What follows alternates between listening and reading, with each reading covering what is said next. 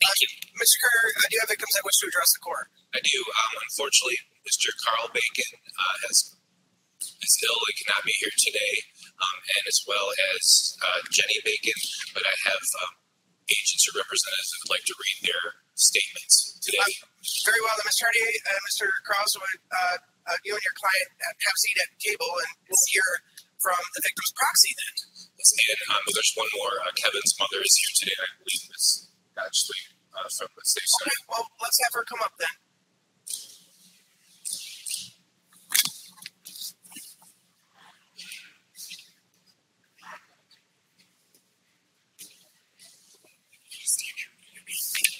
Hannah, if you could bring her. Okay, yep.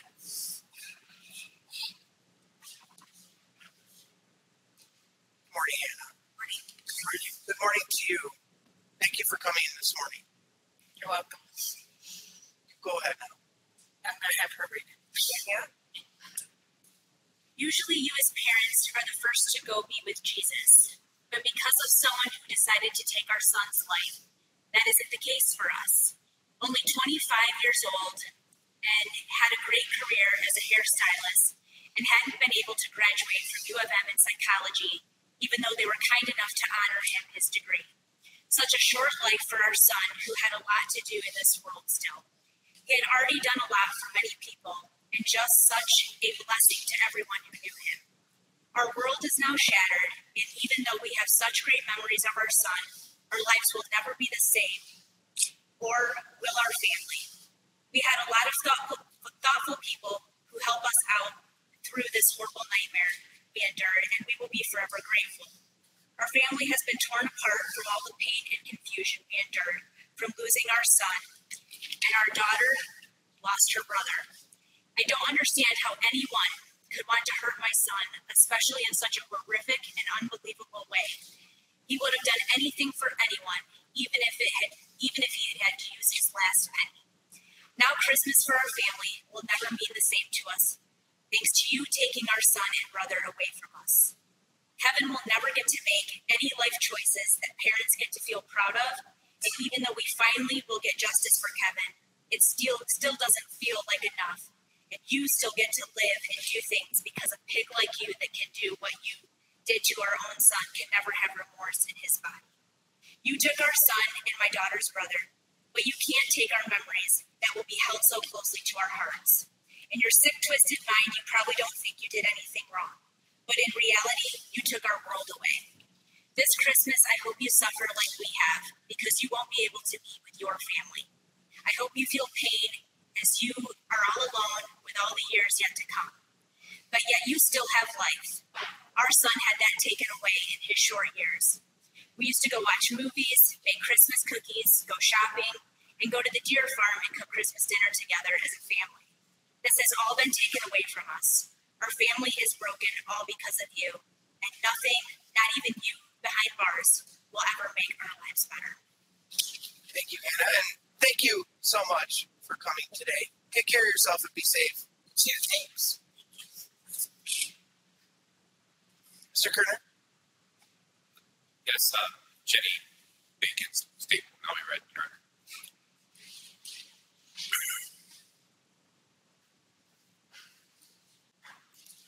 Morning, Mark. Morning.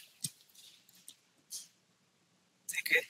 And this is from Jenny. From his sister, Jenny. Jenny Bacon. Yep. On December 24th, 2019, it was the last time I saw my brother Kevin alive. I had to wait 3 long days to learn of Kevin's murder, unaware to me that he was killed on Christmas Eve night. Kevin meant the world to me, and I will never have another brother like him. The day I learned of Kevin's death, a part of me died with him because he was my first best friend, brother, and protector. Kevin was my protector from cruel people who didn't understand me like he did because of a disability that I was born with. No one will ever replace Kevin in my life because he was one of a kind and will always be missed. Even though Kevin is gone, he is now my forever guardian angel, and I will always cherish our memories together. Mark Latunski is the person responsible for Kevin's untimely death, but I failed to protect Kevin as his older sister because it was my job, as his sister, to protect him. There are things that Mark can't ever take away from me, such as a love for cats and dogs, 25 years of pictures and memories, love for The Sims video games, love for a variety of music, love for Coach purses, and Harry Potter, because I shared these common interests with Kevin. I will always miss Kevin because he was my only sibling, and we shared a deep love for each other. The things that I will miss most about Kevin are his beautiful smile, his generous heart. He was my best friend, his love for music, compassion for animals and others, his unique talent for hair, and his love for life. I will always wonder where Kevin would be today, because there is much life that Kevin has missed out on since he died. The things I wonder about Kevin would be doing now are finding the love of his life, getting his master's degree in psychology, seeing his friends or me getting married, planning his own wedding, being an uncle to my future children, and possibly becoming a dad himself. Kevin will never be able to experience any of his future dreams and plans because of meeting his untimely death at the hands of Mark Latunski. Losing Kevin will always be with me because I want to keep his life story alive, share my favorite memories of him, and help others know about the dangers of meeting people online. Kevin's life was cut way too short, but his memory and generosity will leave an impact on the people he knew and loved throughout his 25 years of life on Earth. Thank you so much, Barb. And Mr. Kerner? We now have a statement from Carl Bacon, his father.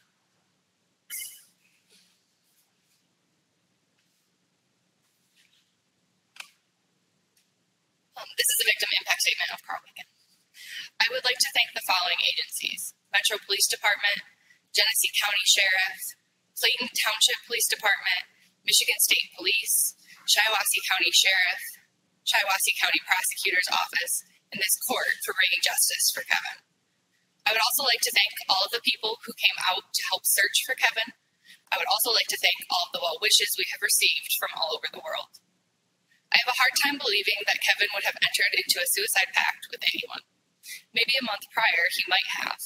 At that time, he was in an emotionally stressful job and still grieving for the loss of his grandmothers that had happened beforehand.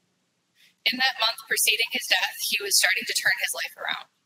Quit the job that was causing him stress, decided to go back to school, and made plans for the upcoming holidays. I also have a hard time believing that Kevin got into the defendant's car voluntarily. Losing a child is like losing a piece of yourself. After your children are born, you spend years nurturing and teaching them on how to be a good person. With Kevin, we had that taken away from us too early, just when he was about to become the man he was going to be. For the rest of my days, I will wonder what if with Kevin now. I love you, son. Thank you, Ms. Tepper. Is there another, Mr. Kerner?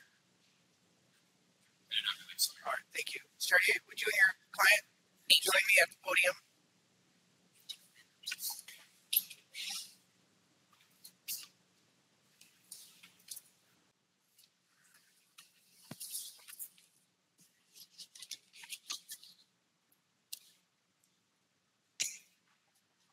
And then allocution counsel.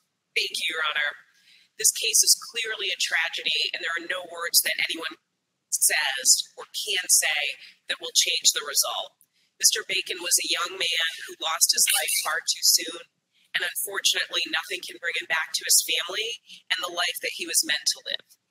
There are no words that can ease the pain of the Bacon family, and while definitely a different type of pain, there are no words that can ease the pain of the Latunski family for the actions of Mr. Latunski. While Mr. Latunski is remorseful and truly regrets his actions, he knows that he cannot turn back the clock, and he certainly cannot bring Mr. Bacon back to life. I would just like to end with that we are all more than the worst actions that we have done in our lives, and that is certainly the case for Mr. Latunski as well. We really hope, and Mr. Latunski does as well, that everyone involved in this case can find some sort of peace. Thank you. Thank you very much. Then, Mr. Kerner, for the people. Thank you, Your Honor. First of all, my heart goes out to the family. I can't even begin to imagine the unbearable pain, not only to lose a son, but to have to hear the unthinkable manner of his death. This is one of the most brutal, horrific murders I've seen not only in this county but in the state. I'd like to thank the court staff for enduring this. This has been a horrific undertaking, and acknowledge their trauma to hear this, and all those who have heard it and had to hear this horrific story. We talk about vicarious trauma. I hope that people can talk about this when they're home. I also like to thank the Michigan State Police and all law enforcement. Their vigilance helped to find a missing person. Their vigilance helped to find Kevin, who was missing, and gathered the necessary evidence to convict Latunski of first-degree premeditated murder. That's exactly what happened here. It was premeditated, it was calculated, it was cold, murder and mutilation. And Kevin did not want that. As his dad said, he was happy things were looking up for him. This is what he got. I did take note of Jenny's advice that beware of people online. I'm not saying that's the reason this happened, but it's dangerous out there. I tried to think of this, a word for this murder. What came to my mind is pure evil, and the ripple effect it had on the family, the friends of Kevin, the court staff, my staff, and anybody who has to read this horrific story. I want the court to take that in mind. For sentencing, fortunately, the law requires a prison term without the possibility of parole, and that's what we're asking. Again, I agree with this charter. No sentence will bring Kevin back. No sentence will erase the pain and suffering and devastation that the Bacon family has endured. Thank you. Thank you, Mr. Kerner. Mr. Latunski, I know that you did not participate in the creation and the preparation of the pre-sentence investigation report, which is fine. That's your decision. But you do have an opportunity to address the court today, should you wish it. And is there anything you would like to say before the court imposes sentence? No. Very well then, sir.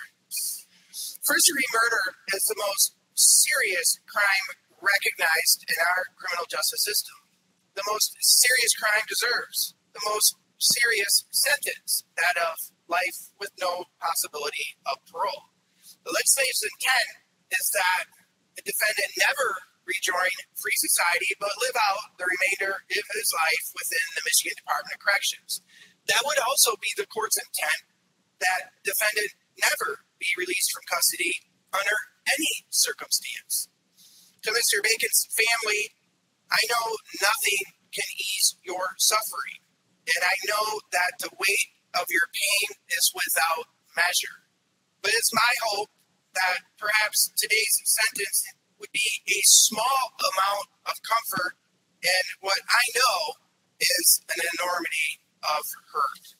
And with that, Mr. Latunski, you have some financial obligations you will need to meet with us, and that includes a state cost of $130, a crime victims assessment in the amount of $130, court costs in the amount of $794. There will also be a D&A fee of $60. Mr. Latunski, against your sentence, you will receive jail time credit in the amount of 1,084 days. As to count 2, dismemberment and mutilation, the sentence of this court is 11 months, incarceration not to exceed 120 months. As to premeditated murder, Mr. Latunski, it is the sentence of this court that you serve out the remainder of your life in the Michigan Department of Corrections without the possibility of parole. You do have some appellate rights. Deputy Richardson will approach those rights, sir. If you would please just initial the form acknowledging that you received the same. And if you'd like court-appointed counsel to assist you with an appeal, you've got 42 days from today's date to make that request. Thank you, everybody, for coming today and helping us through this most difficult case. Take care of yourselves and be safe. Thank you, Your Honor. We are in recess.